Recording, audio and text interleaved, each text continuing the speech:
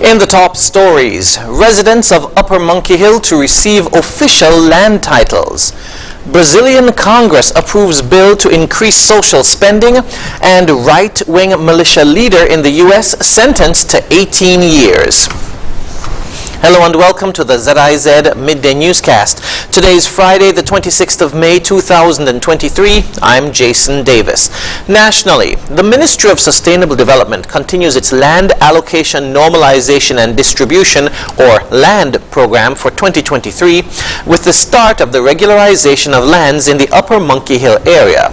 Prime Minister and Parliamentary Representative for Constituency Number 8, the Honorable Dr. Terence Drew, Minister of Sustainable Development, the Honorable Dr. Joel Clark, Permanent Secretary in the Ministry of Sustainable Development, Shez Dorr-Tyson, and Ambassador Cedric Liburd met with the residents of Upper Monkey Hill on Wednesday to discuss the land project, which includes the freehold title and a rehabilitation of fencing project.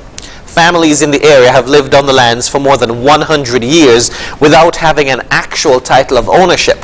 As a result, the Ministry of Sustainable Development opted to undertake this project to help these families by regularizing the lands in the area. Prime Minister Drew said, quote, "The objective of the meeting is to discuss the regularization of the lands in this area, as families have lived here for generations but do not legally own the land. The initiative is in an effort to empower you, the residents, and grant you rightful ownership of the land at no cost," end quote. There are 177 households on the approximately 38 acres of lands.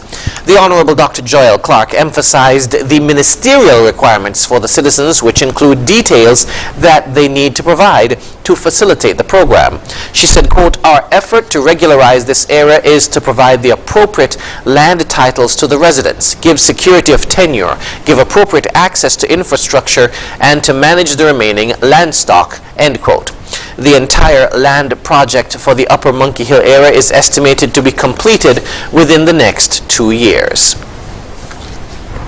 The police have released the results of an autopsy performed on the body of 15-year-old Lashley Orlando Weeks Jr. of Sadler's Village. The autopsy was done on Wednesday by resident pathologist Dr. Adrian Nunez. Dr. Nunez concluded that death was a result of a craniocervical trauma due to a motor vehicle accident. According to the police, on May 19, Master Weeks Jr. was the victim of a vehicular accident in Halfway Tree of St. Kitts. In other news, 2 pieces of legislation deemed critical to the day-to-day functioning of the Nevis Island administration were passed on Thursday at National Assembly. The first bill passed, the Nevis Island Administration Civil Proceedings Bill, gives the NIA the power to sue and be sued in its own name in civil matters, whereas before, civil litigation against the NIA had to be served on the Attorney General's office in the government of St. Kitts and Nevis. The second, an amendment to the Crown Proceedings Bill 2023, is, quote, "an amendment to the Crown Proceedings Act to reflect the terms and provisions of the Nevis Island Administration Civil Proceedings Act," end quote, according to Attorney General the Honorable Garth Wilkin, who is the mover of both bills. Lending his support to the Nevis Island Administration Civil Proceedings Bill, Premier of Nevis, the Honorable Mark Brantley, highlighted the importance of the legislative amendments and the impact on both the NIA and the federal government. Premier Brantley explained that as a result of the August 2022 decision by the Court of Appeal in the matter of the Ocean Reef Resorts Limited and the NIA, that the NIA had no standing to sue or be sued in civil matters. He said, quote, "Nevis now has to come to Basse-Terre for a fiat, which means permission from the Attorney General," end quote, in order to deal with those matters. I'm persuaded that the court did not take into account the implications of what it was saying. And in essentially overruling decades of authority, it did not contemplate, well, what does this mean for the functioning day-to-day of the Nevis Island administration? And what does it mean for the federal government and the Attorney General? This legislation is really seeking to correct the mischief that has now been created in terms of the practical and legal implications of this judgment. And in a real way to restore us to what was prior to when did I say the judgment was? August 17th, 2022.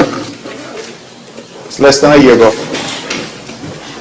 So prior to August 17, 2022, we had an established, well-known, well-respected approach to these matters. And this legislation, therefore, seeks to reset and really to put us back to what was and what had always been accepted. The Honourable Alexis Jeffers, Parliamentary Representative for Nevis 10, and the Honourable Latoya Jones, Opposition Senator and Deputy Speaker, also voiced their support for the bill.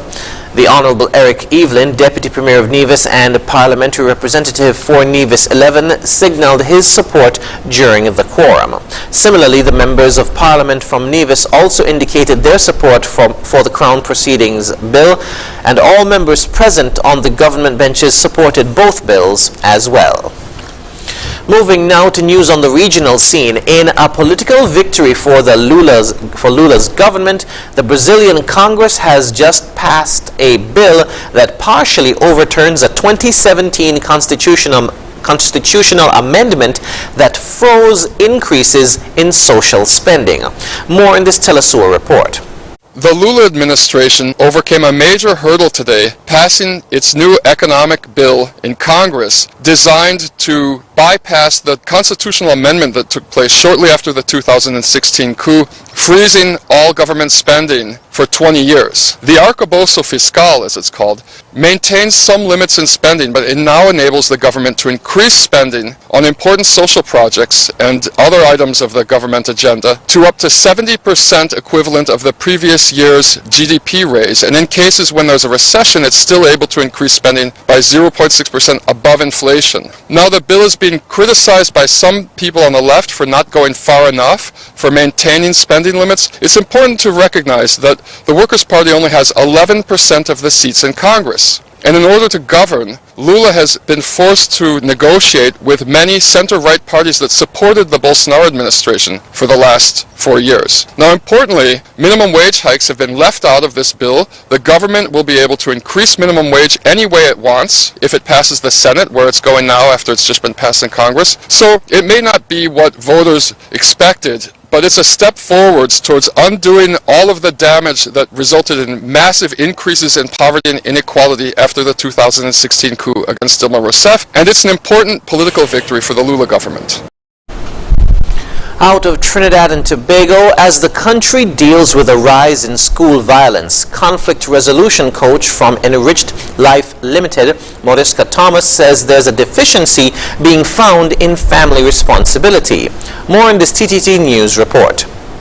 Some of the drivers behind increased violence has been the inadequate parenting skills that some students experience. So there is the factor of the helicopter parent, right, who tends to micromanage all their children's activities, and they criticize everything that they do. So some of these students may not feel the freedom to be able to explore and to do other things, so they may tend to become resentful and lash out.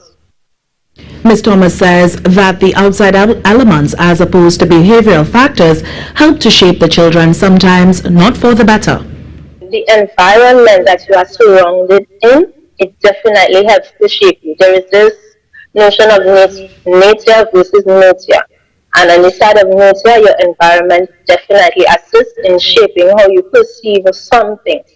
And in our environment now, with easy access to social media, students are seeing a lot of violence being displayed, and videos are being filmed in the most gruesome manner. So some, having seen that type of imagery consistently, some may internalize it as a new normal. Ms. Thomas is recommending that listening can be a key solution in dealing with the increased violence being experienced at schools, creating in some cases bullies and in others victims. Internationally, a far-right militia leader has been sentenced to 18 years in jail for his role in the attack on the United States Capitol 2 years ago.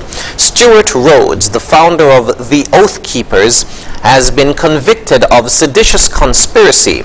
Prosecutors argued that the riot was a plot to stop the peaceful transfer of power from Donald Trump to Joe Biden after the 2020 presidential election. Al Jazeera's Alan Fisher reports. An ongoing threat to the country. The words of the judge who sentenced the founder of the right-wing militia group the Oath Keepers to 18 years in jail. Stuart Rhodes, a former paratrooper, was convicted of seditious conspiracy, essentially trying to overthrow the government by firing up those who staged the assault on the Capitol on January 6, 2021. They were trying to stop the certification of Joe Biden as president. He claimed in court he was a political prisoner, a position rejected by the judge. There's no way that he was the leader or the director of what happened on January 6th. He was just a convenient target. The Oath Keepers were a convenient target. The DOJ looked at them and said, oh, here are the scapegoats of what happened on January 6th. Rhodes and his followers dressed in combat-style gear to converge on the Capitol. While he never entered, he was in constant contact with those inside. He had stashed weapons in nearby hotels, and prosecutors said he was ready to use them to force Congress to back Donald Trump. The defence argued Rhodes should be essentially freed today, having spent 16 months in prison. But the judge clearly felt that the offences needed a much stiffer sentence, and 18 years is the longest jail term handed to anyone convicted of offences from January the 6th. Rhodes' claim of being a political prisoner echoes the words of some Republican members of Congress. They have defended those charged and convicted of offences from January the 6th. And Donald Trump, running for re-election as US President, has promised pardons for all convicted if he wins. More than 1,000 people have been charged with offences surrounding January the 6th, 2021. Rhodes is to appeal the conviction and the length of his jail term. Alan Fisher, Al Jazeera, Washington. And now for the weather. Present weather is partly cloudy with dust haze. The temperature for today is 31 degrees Celsius or 88 degrees Fahrenheit. Winds are a light air of 7 miles per hour from the east-southeast. Seas are moderate with waves of 4 to 5 feet. The weather forecast in St. Kitts and Nevis today will be partly cloudy with an increased chance of showers in the afternoon. Tonight will be variably cloudy with occasionally brief overnight showers. Sunset today will be at 6:40 p.m., sunrise tomorrow at 5:36 a.m. And that brings us to the end of the ZIZ Midday Newscast. Join us this evening for these stories and more in detail. Thank you for tuning in. I'm Jason Davis.